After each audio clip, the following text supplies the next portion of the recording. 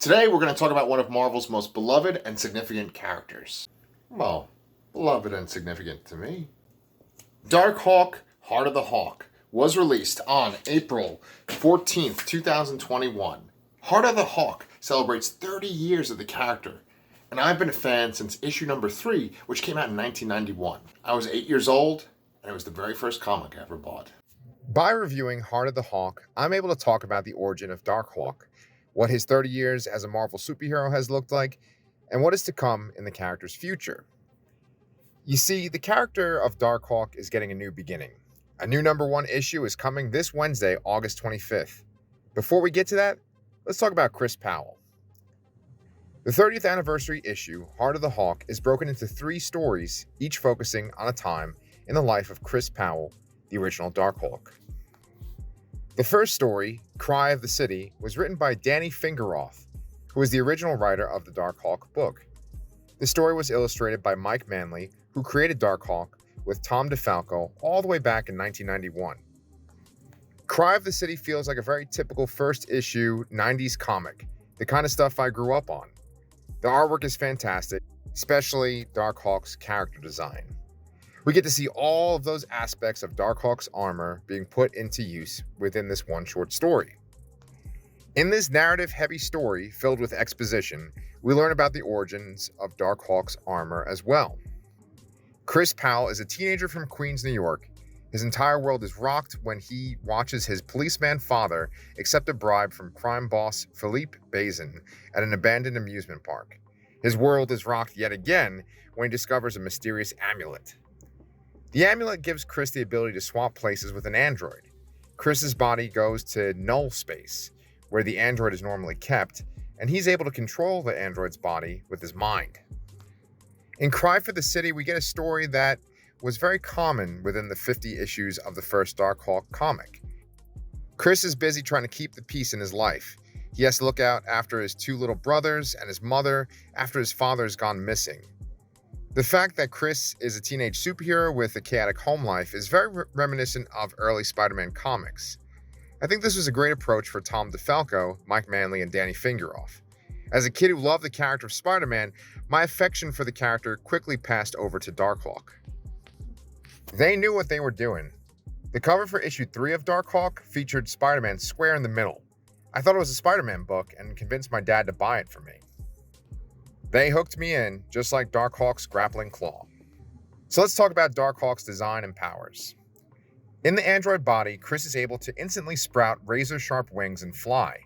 He can shoot a powerful energy blast directly out of the amulet in his chest. He has 3 pointed claws on his right wrist that are attached to a grappling hook, which he can use to latch onto things or wrap up bad guys. Darkhawk's solo series ended after 50 issues, but he continued to pop up in other books, including The New Warriors, which was a team of teenage superheroes that were popular in the 90s. It is common for modern writers to treat 90s characters as jokes because the 90s was the most over-the-top and extreme time in comics, focused more on aesthetic design versus character nuance. Within the past 15 years, Chris Powel has resurfaced as a washed-up superhero who was suffering from anger issues. Saga and Y the Last Man writer Brian K. Vaughan brought Chris back in the pages of his Runaways comic as a member of a superhero support group. Chris was one of the loners, a team made up of has-been 90s teen heroes. Eventually, the team was manipulated into taking on the Runaways. During the battle, Chris's anger issues got the best of him. When the Marvel cosmic books began to take off in the late 2000s, early 2010s, writer Dan Abnett and Annie Lanning attempted to retcon the character of Darkhawk and give him a much more exciting outer space-focused role. This was highlighted in the second story of Heart of the Hawk, entitled Long Way Home. It was written by Dan Abnett and illustrated by Andrea Di Vito.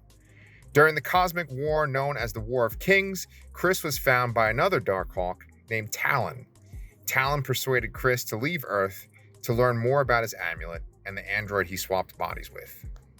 In his journeys, Chris learned that his android was named Razor, and both Razor and Talon are members of a secret group called the Fraternity of Raptors.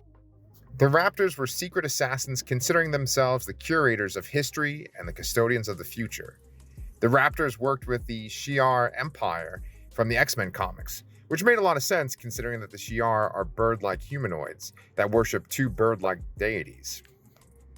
Chris then showed up in Avengers Arena, a comic heavily influenced by Battle Royale, created by writer Dennis Hopeless and artist Kev Walker. Avengers Arena was like a superhero version of The Hunger Games, where the goofball villain Arcade showed his truly lethal side by having teenage superheroes and new young recruits for superhero teams fight each other to the death on an island. Unlike some of the unfortunate teen characters, Chris was able to escape the arena with his life. The final story in Heart of the Hawk is Last Flight, and it was written by Kyle Higgins and illustrated by Juanan Ramirez. This was the most exciting of all the three stories because it gave us a glimpse into Darkhawk's future. Last Flight refers to the end of Chris Powell's time as Darkhawk.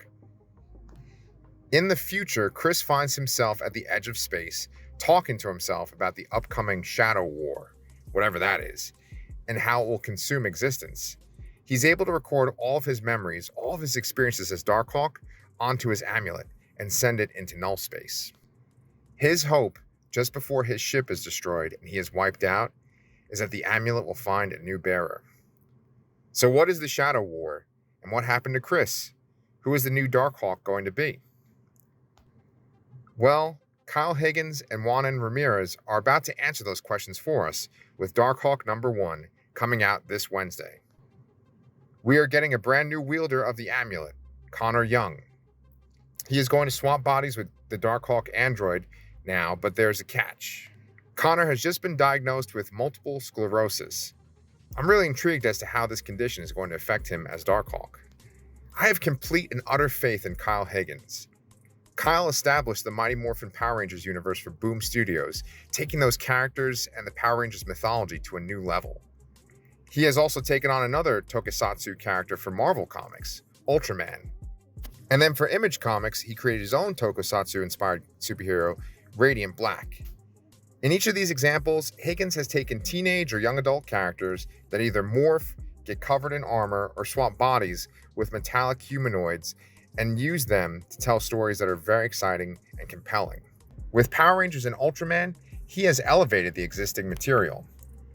I really couldn't think of a better writer to take on Darkhawk. Not to mention, look at the designs that Marvel artist Pepe Larraz has put out for Connor Young's version of the Darkhawk character. I'm 1,000% on board for this new look and this new take. Darkhawk has been around for over 30 years. Darkhawk 3 was the very first comic I ever bought. He might not have always gotten the respect he deserves, and there have been many attempts to find out the proper way to use him in the Marvel Universe. But I think now, more than any other time, might be the perfect moment to get into the character.